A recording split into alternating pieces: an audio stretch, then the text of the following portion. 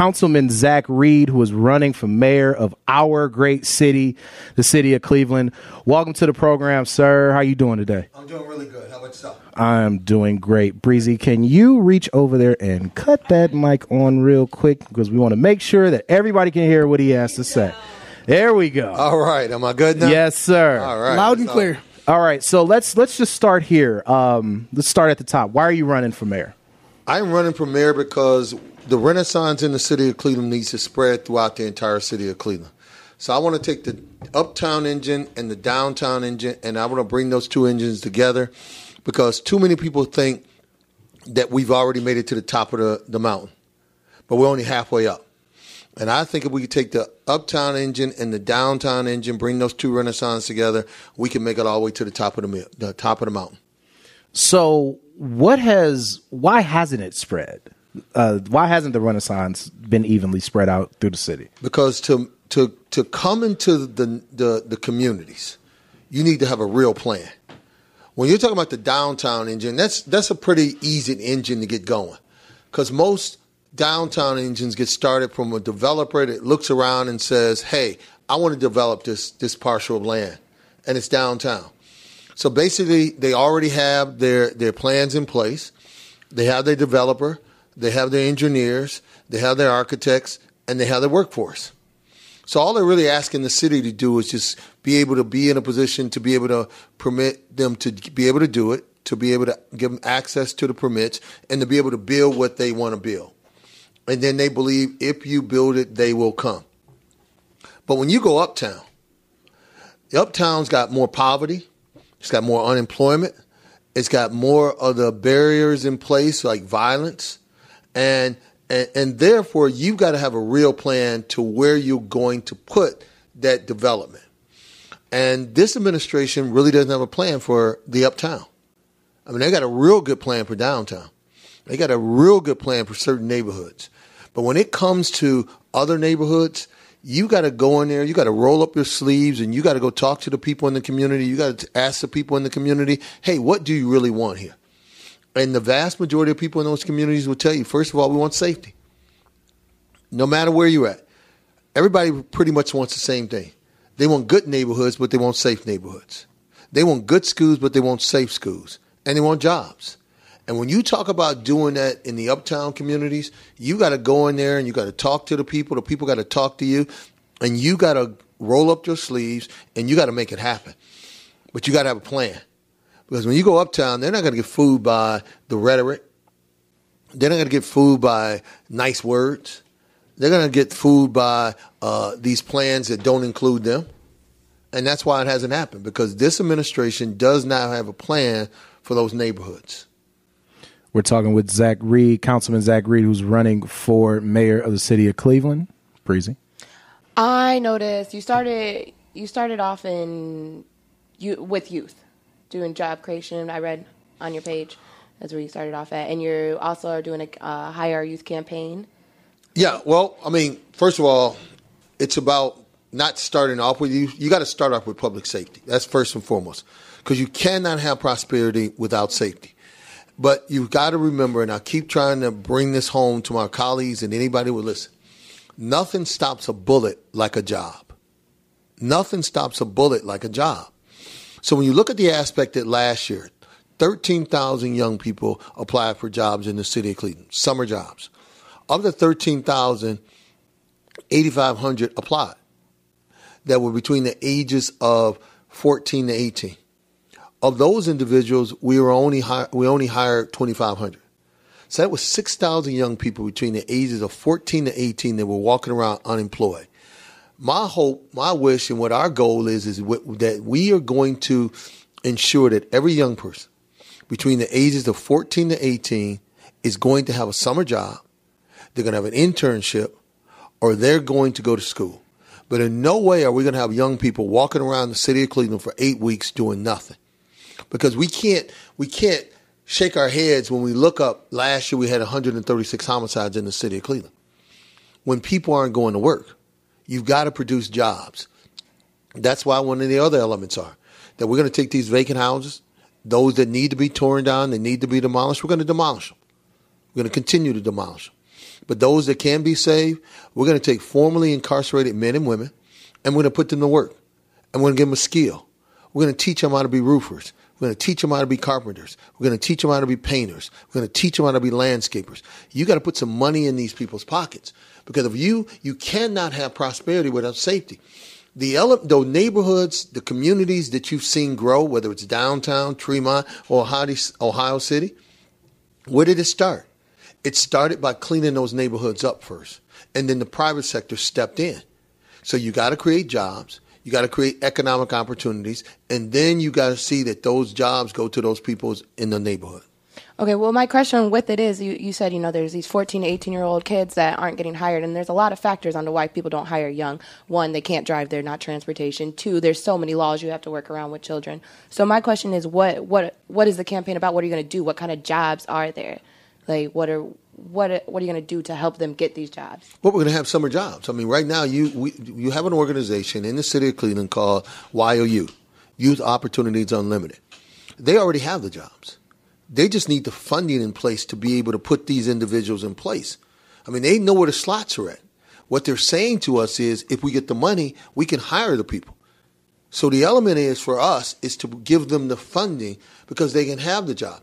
I started with a program called SNIPE, no different than YOU. That's how I'm a councilman to this very day. I had a summer job working with the councilman at that particular time called William Bill Franklin. And we did summer programs around the Mount Pleasant neighborhood. We did rat patrol. We went door to door with the council person. We did cleanups. We painted fire hydrants. We can still do those things today. The problem is we're not fusing the private sector and the public sector together to create those summer jobs. When we say to these individuals, okay, we want you at 19 and 20 years old to go get a job. Well, they didn't have a job when they were 14, 15, and 16 years old. So how do you expect them to be work ready, job ready? They don't know how to get up and go to work. They don't know how to take orders from your boss. Right. So when they get there and you say, well, why weren't you on time? They don't understand. That is very important. You don't learn that when you get the job at age 19, 20. You learn that when you're 14, 15, and 16. Well, we don't have to create the jobs. What we have to do is put the money in place. I learned a long time ago. I worked for Mayor Willie Brown in San Francisco, a legend. And he told me early on, money is never the problem. Money is never the problem. The problem is for people to do the right thing. We have the money in place right now. Right now, I asked for $2 million to hire 1,000 youth in the city of Cleveland. They gave me $500,000. But yet we have money for everything else. So what I'm saying is we are going to put our resources back into people, back into communities. And we're going to save those wards. We're going to save those communities. We're going to save those neighborhoods. Too often, I talked to a gentleman earlier today, and it was remarkable that he used the same words as me. We call these neighborhoods distressed. They're not distressed, they're depressed. And it's a difference. And that's the reason we're saying we're going to have to implement what Franklin Roosevelt implemented during the Depression. And what did he implement?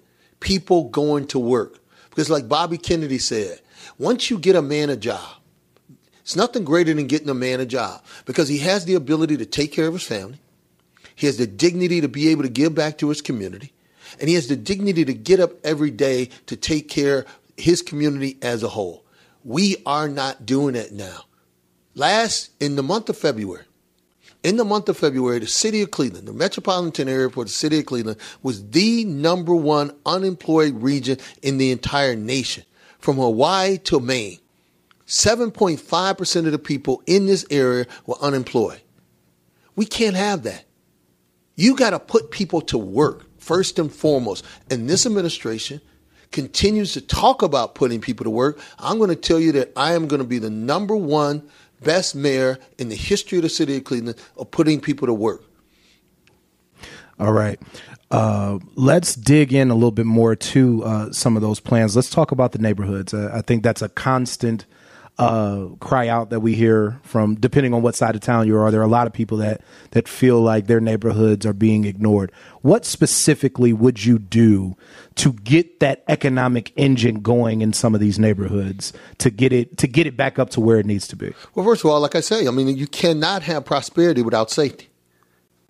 I mean, if you are not making those wards and those communities and those neighborhoods safe, you can forget about everything else. Example.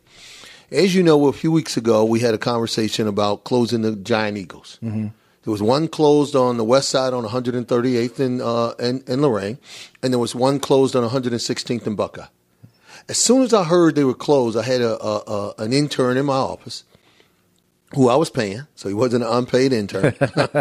So I was paying him, and I said to him, I said, hey, tell me what was the violence in and around those two Giant Eagles within a mile radius.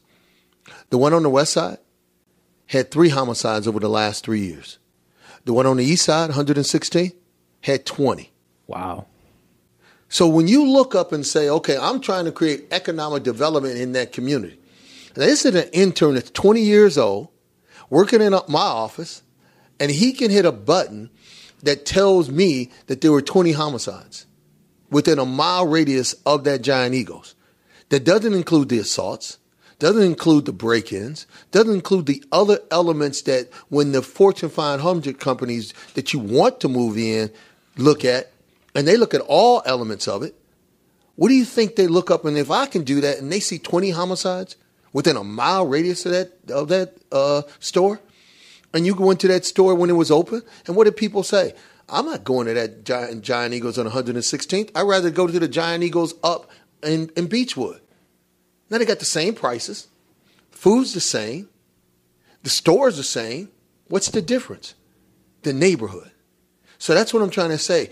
We need to understand, until we fix that element of it, when you fix that public safety element of it, and that's why we said we got to hire 400 community-based police officers. That's what we got to do. Not police officers that are riding around in cars. Police officers that are walking the beat. Police officers that are riding bikes. Police officers that are interacting with the community themselves. You gotta put surveillance cameras in these neighborhoods. I tell people all the time, the reason we caught the Boston bombers was not because of police in Boston, because of surveillance cameras. So you gotta, and I'm not living in some fool's paradise to believe that surveillance cameras are going to do it all, because people still rob banks. And they know they go in there. And they know there's the camera there. But what happens? We have a better opportunity to catch those individuals when we catch them on camera. So when you talk about how are we going to fix those neighborhoods, we're going to fix those neighborhoods by ensuring that every neighborhood, every ward, every community is safe. And once those neighborhoods get safe, the one thing that you're going to see is then you're going to see investment. The first investment is going to be people moving back into those communities. You can't have a ward like a Ward 8, where a Ward 9, where Councilman Conwell is still a councilman there, that 2 years ago had 17 homicides. For people outside of Cleveland, that is the Glenville neighborhood. The Glenville neighborhood. Yes. 17 homicides.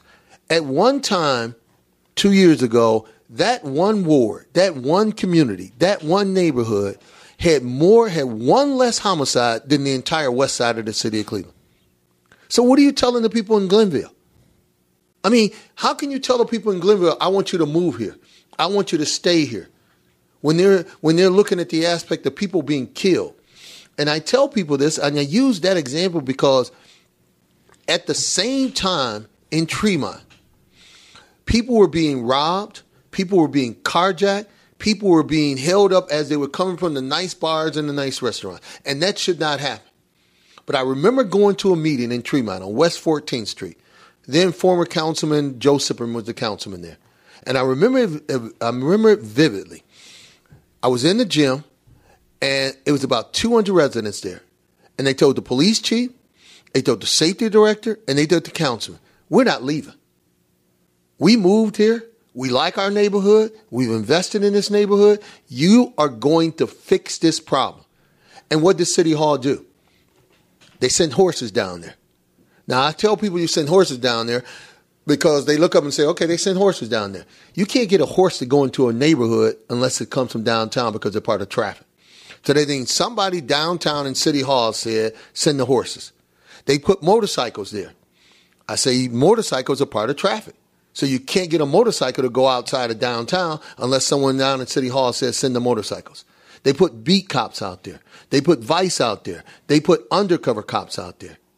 And they not only went from Tremont, they went from Tremont to Ohio City to Detroit Shoreway, and they cleaned it up. And they cleaned it up. But why? Because they understand you cannot have prosperity without safety. If people believe going to Tremont, they're going to get robbed, they're going to get beaten, they're going to get carjacked, they are not going to go to Tremont. So they cleaned it up. So at the same time, I went to Glenville, and I walked 105, and I talked to the people on 105. And I said, when's the last time you seen a beat cop? And they said, we've been seeing a few more beat cops. I said, when's the last time you seen a horse? They said, Councilman, we ain't seen a horse since the Kentucky Derby. So you understand? So you were willing to send a lot of resources to Tremont, and you should have. And you should have. But you're not willing to send the same resources up to 105, where 17 people were killed? So you got to understand, you cannot have two different policies for two different communities. That's why I'm saying you got to take the uptown engine and the downtown engine, and you got to fuse those two together. They can't be different silos. They can't be different communities. We got to have one Cleveland and understand that if someone is harmed, and that's the reason I bring the Giant Eagles conversation up, because I truly believe, just me, I could be wrong, and some people say you are wrong. But I know I got to believe that Giant Eagles looked up that a few years ago, they started downsizing the stores in the city of Cleveland. And they weren't going to just downsize the store on the east side.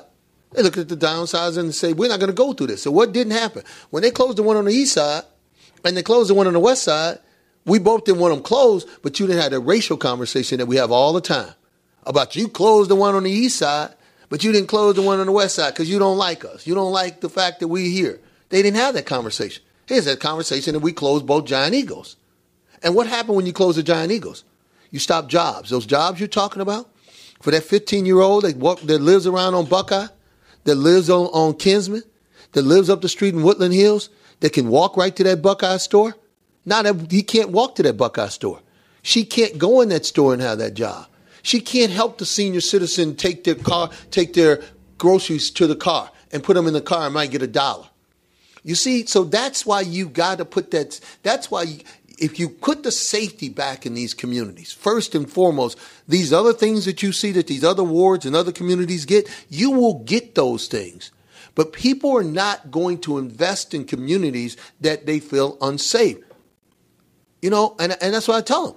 And under this administration, going back to this administration, I tell people all the time, you look at the fact that you wouldn't send your child to a school.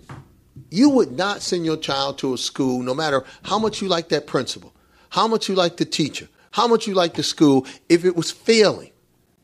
So look at the track record of this administration. Failing when it comes to public safety. 3 straight years of 100 plus homicides. We right now, as we're sitting right here in your studio right now, are at 41 homicides already this year. We're well on our way to going to 150 homicides this year. 4 consecutive years of 100 plus homicides. F. Roads out there. How many of you had to fix your tires this year? Right. How many of you had to get something done because of the roads out there? When this administration went 2 years without doing roads. So our roads are an F. Our schools are an F. Look at the situation at the airport. Look at the situation in our utilities department. So if your child brought home all these F's on their report card, you wouldn't care how much you like that school. You wouldn't care how much you like that principal. You wouldn't care how much you like that teacher. You are going to take your child out of that school. And I'm saying no matter how much we like Frank Jackson, no matter how much we appreciate how he took us through the bad economic times and through the housing crisis that we went through, it is time for a change. And the best thing that we've said throughout this change, we know the single mom in Collinwood who just lost her 19-year-old son to gun violence. We know the factory worker in West Park who can't find a job. We know the police officer who can't get a raise in Mount Pleasant, or the senior citizen who can't afford to put a roof on their house. We all know that they want to change. The question is, are we that change? Do they want to say that we know the status quo right now is not going to take us to the next level? There is a next level. We all love the Cavs. See here, we're watching basketball right here. The Cavs won the first series, right? Swept. They won the second series. Swept. What did LeBron James and Kevin Love say? We're going to the next level because there's a next level. And that's what I'm saying here. We are only halfway up this mountain. When every ward, every community, every neighborhood prospers in this renaissance, then we made it all the way up this mountain. Former Mayor Michael White, I never forget what he told me under the 1 year that when I came into council and he was the last year of his administration. He said, Councilman, I can go to every ward in this city. I can go to every community in this city. Although those council people can't stand my guts. You know why? Because I've got something going on in every ward in this city. You can't say that today. You can't say that today. And how does somebody go somewhere and brag on the fact that we spent $3.5 billion in economic development? And you're still you're number in the top 3 in poverty, in the tops in unemployment, in the tops in the failure in our schools. Because you have not strategically went into certain wards, certain communities, and targeted this approach because you've done the easy part. And the easy part is going downtown. The easy part is going in certain communities. And I'm not saying it was easy to get it done, but now you got to take that formula and you got to go into some other neighborhoods. You got to go into some other communities. And if it takes the government to make it happen, then the government's got to make it happen. We're talking with Councilman Zack Reed, who's running for mayor of the city of Cleveland. And, sir, we know you're busy and we don't want to keep you too much longer, but just a couple of more questions here. One, on your plan about the police, let's dig into that a little bit because, as you know, there's been a lot of controversy with police practices, and the city of Cleveland, in fact, is in a consent decree with the Justice Department. So how do you balance the need for more resources on the street to help keep the community safe with the desire of the community also to make sure that police are doing what they should be doing? Oh, I don't have to balance. What I got to do is make this sure that the DOJ report goes into effect. I mean, the DOJ report on page 58 made it clear. It made it clear, and I was telling my colleagues and anyone who would listen. The problem with the Cleveland Police Department is they don't do community policing. And on page 58 of that DOJ report said that Cleveland not only doesn't do community policing, they don't even know how to do it. And when you aren't doing community policing, that is the basics. That is what we call in football blocking and tackling. Everybody here probably heard of Vince Lombardi. Yeah, great Vince Lombardi. He went to Green Bay. He was the coach for Green Bay Packers. And they were about as sorry as the Cleveland Browns are right now. Okay? And he went to Green Bay, and he told them, we are going to learn how to do blocking and tackling. That's what we're going to do. Why? Because when we go back to pass, if Bart Starr, who went on to be a Hall of Famer, can't find the wide receiver down the field, it doesn't matter how great Bart Starr is. So we're going to learn how to block for Bart Starr. When the running back needs to run through that hole, we're going to block for that running back so that running back can get through that hole. We all watched the Super Bowl when the Patriots came back. What does everybody say? What happened to the Atlanta Falcons? They got tired because they couldn't tackle.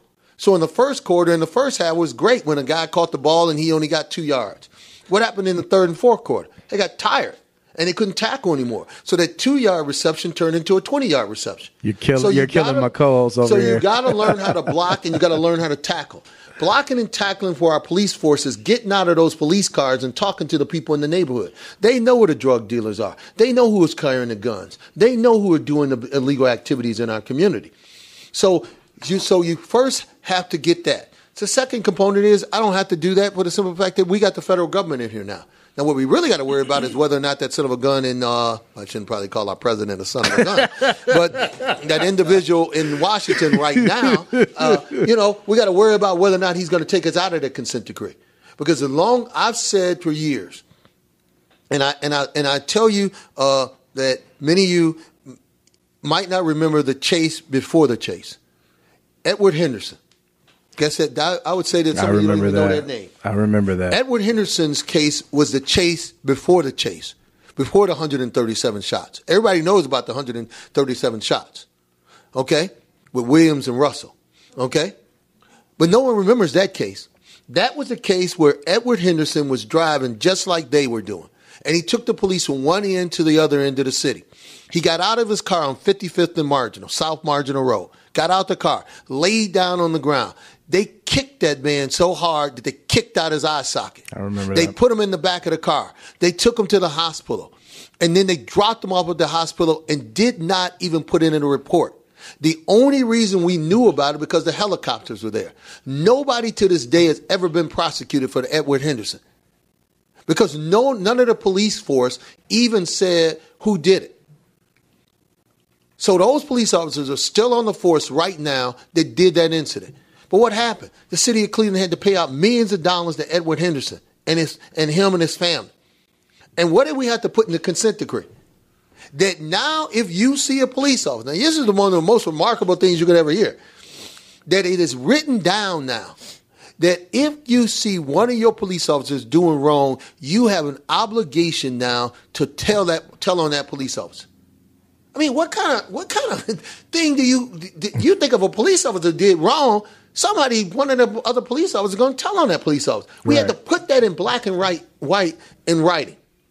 So you understand, as long as we can continue to go back to that consent decree, as long as we can go back to that form that agreement that we have with the federal government in here, ensuring that we better train these officers, that we get them the right equipment that they need, that we get them what they need to do their job, then these other elements that we've had in the past hopefully won't occur. You won't never have the Tamir Rice. The Tamir Rice was just basic training. I mean, there's no reason in the world for you to take that car. I was having a discussion with somebody the other day, and they were talking about the Tamir Rice and this and that. I said he was 13 years old. And he said, but this and that. I said he was 13 years old. You're not going to get me to believe that a 13-year-old put himself in that position and a supposedly well-trained police officer did what that police officer did. I actually talked to a friend of mine yesterday about that who's military police, and he was saying the same thing, that it was bad training. So a well-trained police officer would not have done that.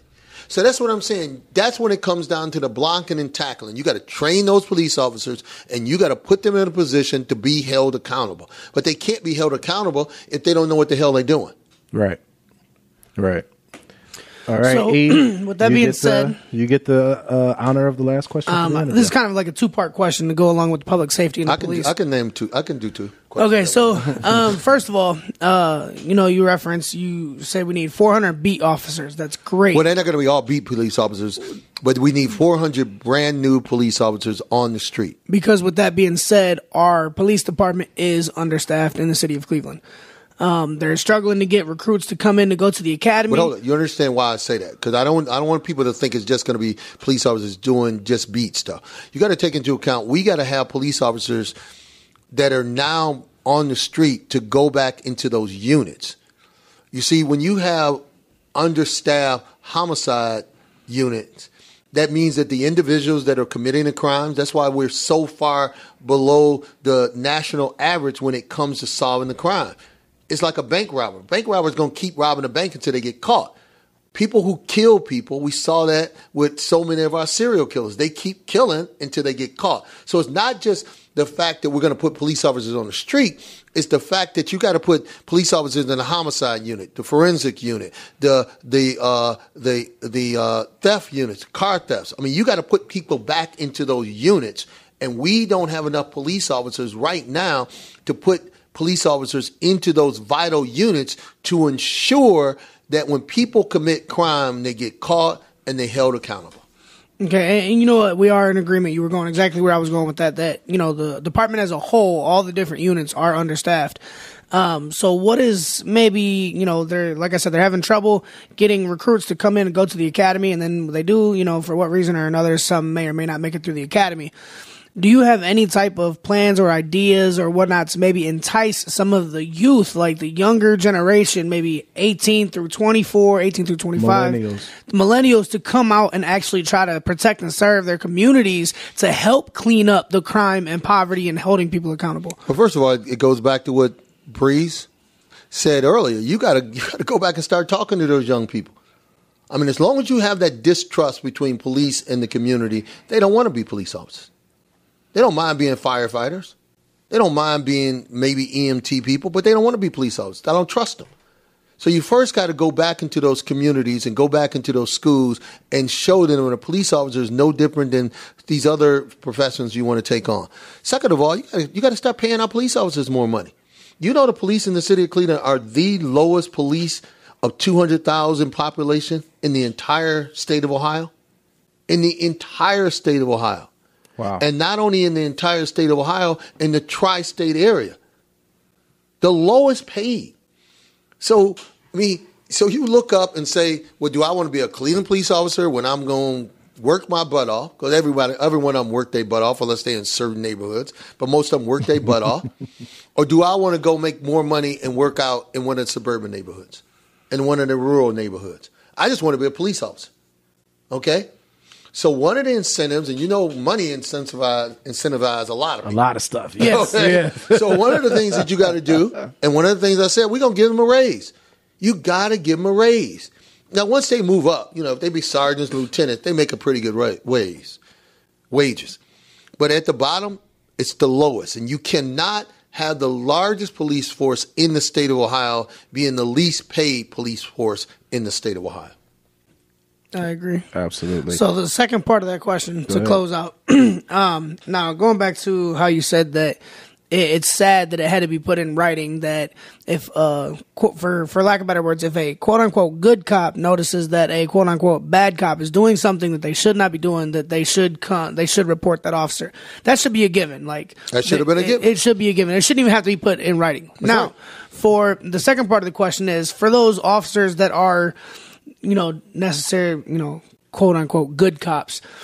Is there something that, what will you do to make them feel as though they're being backed by the government and whatnot of the city rather than feeling like they're going to be hung out to dry for doing their job correctly? Because it's called even in the playing field. When they know that individuals who do wrong are going to be held accountable, then they feel good about that. So they're not going to step forward to do something that they know is right if they know at the end of the day that person's not going to be held accountable. It's like any other job. When you know that everybody is being treated the same. Like I go back to the Eric Henderson situation again. The Edward Henderson situation again. I mean, don't think that the good cops don't know who did it. They just weren't there. And because of it, and that's why when people talk about, and we haven't talked about it here, when they talk about the gangs, I tell people all the time, there ain't a bigger gang than the police. And they call themselves the Blue Shield. I mean, that's what they do. They look out for each other, and they should. But you can't look out for each other when people are doing wrong. Malcolm X said it better than anybody. Wrong is wrong no matter who does it. And if they're wrong, then a police officer's got to step forward and say that this individual did wrong and they should be held accountable. And then the system has to make sure that police officer is held accountable. But it's no different than a police officer or somebody who's working at the water department or the sewer department or working in City Hall itself. Government has to function. And the government has to work. And I'm telling you, under this administration, it's not working. And that's the reason that I'm saying that we've got to go back into those communities. And we got to start to talk to the people in the communities. One of the things that I'm talking about is every Saturday for 2 hours. Every Saturday for 2 hours, we're going to open up City Hall to the mayor's office. And we're going to let the regular citizens, average citizens, come down and talk to their mayor one-on-one.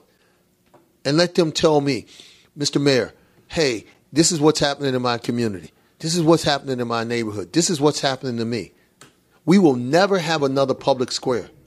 For those of you who are listening and know about the public square, you close down public square without any community conversation. That will never happen again.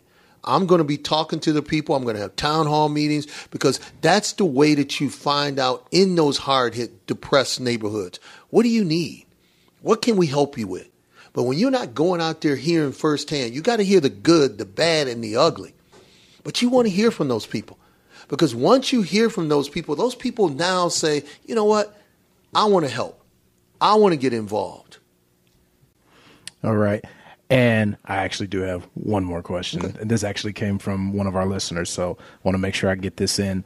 Right now, there's the climate throughout not just in Cleveland, but throughout the country is a lot of distrust of people who are elected officials, people who have been in political office. And one of the things that's one of our listeners that wanted us to ask you is how, by being a person who's been in office for a while, do you still relate to the average person, to the average citizen who's going through, regular people things in the city of Cleveland? Well, I do, because I'm always talking to the people. But I go back to the public square conversation. I told somebody the other day, the reason that I believe he closed down public square is because he hasn't driven a car. Don't forget, he's been the mayor for 12 years, and he was the council president for 4 years. That's 16 years he hasn't driven a car. So he doesn't understand the plight of the single mom with 3 kids like my mother, who only took public transportation for a long time. So to them, when you close off public square to buses, it's just you just close off the public square to buses.